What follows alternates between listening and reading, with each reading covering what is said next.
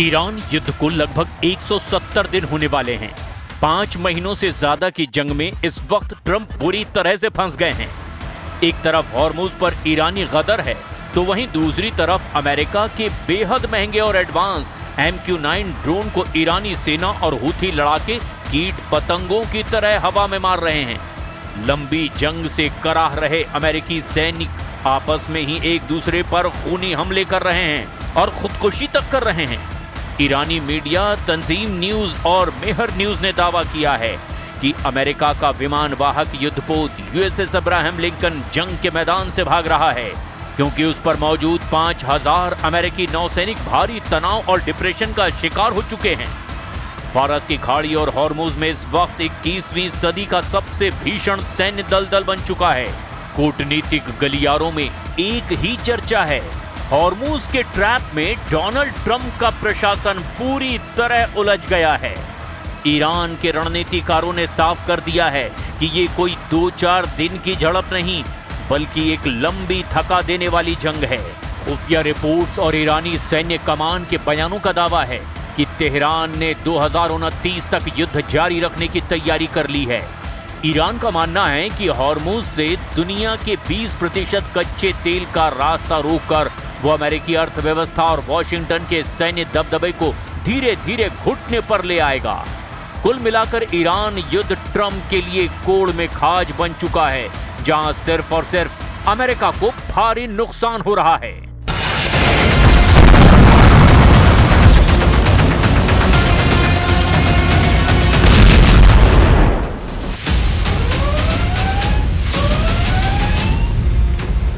Iran युद्ध अब Hormuz की सरहदों तक सीमित नहीं रहा, बल्कि हॉर्मुज अब ईरान युद्ध में हार जीत का हाई पॉइंट बन चुका है।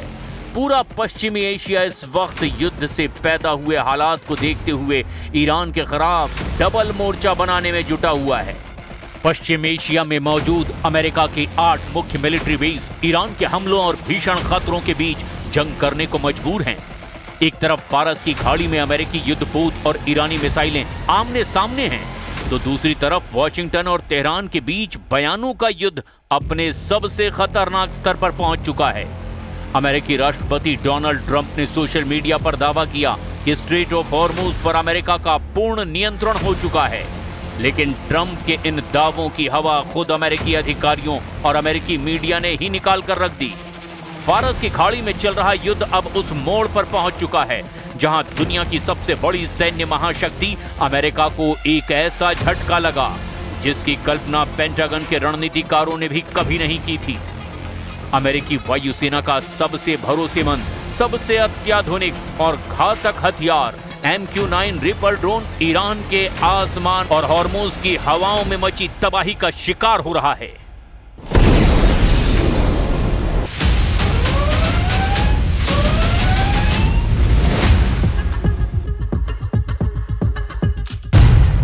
वॉशिंगटन पोस्ट की एक सनसनीखेज रिपोर्ट के मुताबिक ईरान के साथ जारी इस जंग में अमेरिकी सेना ने अब तक अपने कुल MQ-9 रिपर ड्रोन बेड़े का लगभग 1/4 हिस्सा यानी 25% हिस्सा गंवा दिया है।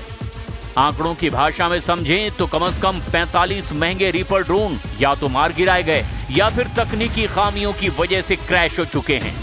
ये नुकसान केवल एक ड्रोन का गिरना नहीं, बल्कि अमेरिका की 1 अरब 30 करोड़ डॉलर यानी लगभग 11,000 करोड़ रुपए से ज्यादा के सैन्य साजो सामान का धू-धू कर जल जाना है।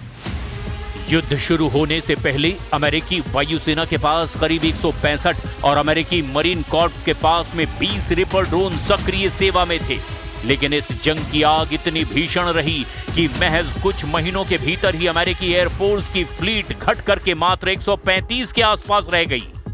पेंटागन के लेफ्टिनेंट जनरल डेविड टैबर ने अमेरिकी सीनेट में अपनी गवाही के दौरान इस भारी नुकसान पर गहरी चिंता जाहिर की, लेकिन सवाल ये उठता है कि दुनिया का सबसे हाईटेक माना जाने वाला ये हंटर किलर ड्रोन इतनी आसानी से निशाना कैसे बन गया? पहला कारण, उड़ान की गति और ऊंचाई। MQ-9 रिपर एक प्रोपेलर चलित ड्रोन है। ये बहुत तेज गति से नहीं उड़ता और जासूसी के लिए इसे अक्सर कम ऊंचाई पर मंडराना पड़ता है। ईरान के पास मौजूद अत्याधुनिक सरफेस टू एयर मिसाइल यानी एसएएम डिफेंस सिस्टम और इलेक्ट्रॉनिक वॉरफेयर यूनिट्स के सामने ये धीमी गति का ड्रोन एक सॉफ्ट टारगेट यानी आसान शिकार साबित हुआ। दूसरा कारण, संचार का टूटना। अधिकारियों के मुताबिक सभी 45 ड्रोन मिसाइलों से नहीं गिराए गए। ईरानी सेना के उन्नत इलेक्ट्रॉनिक जैमर्स ने अमेरिकी ऑपरेटर्स और ड्रोनों के बीच सैटेलाइट लिंक को काट दिया, जिससे कई ड्रोन बेकाबू होकर समुद्र और रेगिस्तान में क्रैश हो गए। ژئوپلیتیک و تاریخی منطقه باشه، جامع و شامل باشه، دشمن و تهدید رو درست شناسایی بکنه، شانس این رو داره که کمک بکنه به تقویت امنیت و جلوگیری از بی‌ثباتی و سوء استفاده های دشمن صهیونیستی و متحدینش در منطقه ما.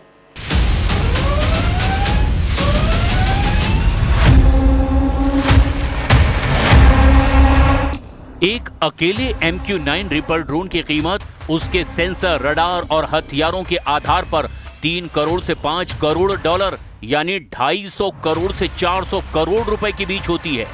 45 ड्रोनों के नुकसान का सीधा मतलब है कि अमेरिकी करदाताओं के 1 अरब 30 करोड़ डॉलर पानी में बह चुके हैं। लेकिन बात सिर्फ ड्रोनों की बर्बादी तक सीमित नहीं है। ये संकट अमेरिकी रक्षा भंडार के एक बहुत बड़े खालीपन को उजागर कर रहा है। ईरान युद्ध के शुरुआती दौर में ही अमेरिकी सेना ने अपनी आक्रामक और रक्षात्मक क्षमताओं का बेहिसाब इस्तेमाल किया। 850 से ज्यादा टॉमहॉक क्रूज मिसाइलें दागी गई, 1000 से ज्यादा पैट्रियट और थर्ड एयर डिफेंस इंटरसेप्टर खर्च कर दिए गए। नतीजा ये हुआ कि अमेरिकी सैन्य कमांडरों को अपनी रणनीति में बदलाव करने के लिए मजबूर होना पड़ा।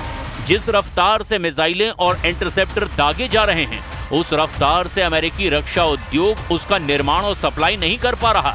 हथियारों और ड्रोनों के इस भयंकर नुकसान ने अमेरिकी राष्ट्रपति डोनाल्ड ट्रंप के सामने एक बड़ा राजनीतिक और रणनीतिक धर्म संकट खड़ा कर दिया है। 45 ड्रोनों का नुकसान, युद्धपोत पर मंडराता संकट और 2029 तक खींचने वाली जंग, हॉर्मुज के इस ट्रैप ने साफ कर दिया है कि केवल सैन्य ताकत से जंग नहीं जीती जा सकती।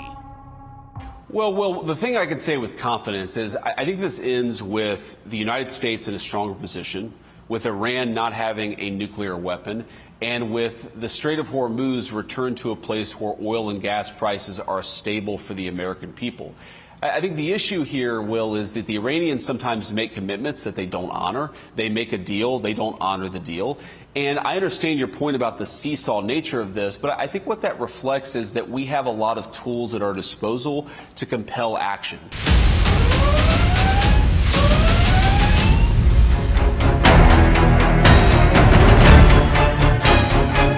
अब दुनिया की नजरें वॉशिंगटन पर है कि क्या ट्रंप प्रशासन इस महासंकट का कोई राजनीतिक समाधान निकालेगा या फिर फारस की खाड़ी का ये गतिरोध असीम युद्ध की ओर बढ़ेगा।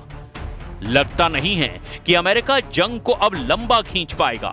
फारस की खाड़ी, अरब सागर और लाल सागर में ईरान पर हमला करने में जुटा अमेरिकी विमानवाहक युद्धपोत USS अब्राहम लिंकन 5 महीने की जंग में पस्त हो चुका है। ईरानी मीडिया और अमेरिकी अधिकारियों की रिपोर्ट के मुताबिक जो हालात अभी दिखाई दे रहे हैं, वो अमेरिका के लिए किसी बड़े खतरे की घंटी से कम साबित नहीं हो रहे।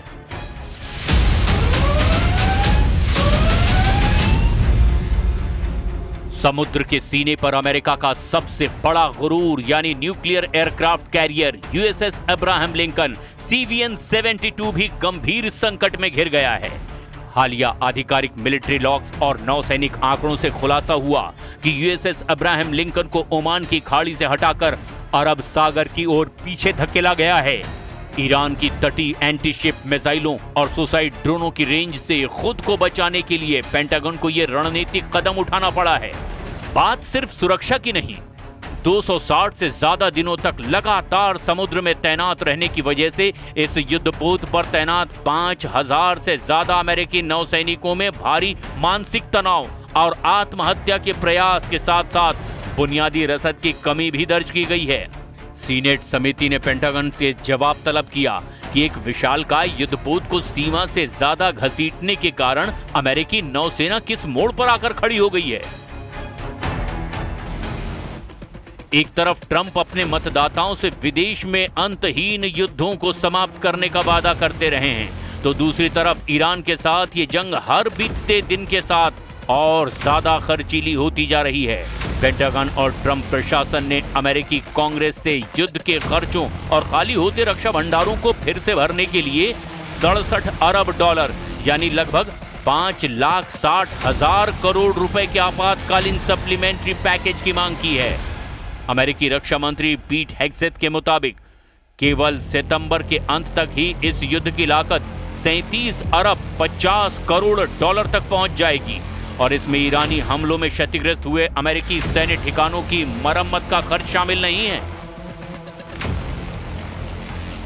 अब देखना यह होगा कि ऐसे हालात में ईरान अमेरिका पर भारी पड़ता है या फिर अमेरिका ईरान को पूरी तरह से तबाह कर देता है।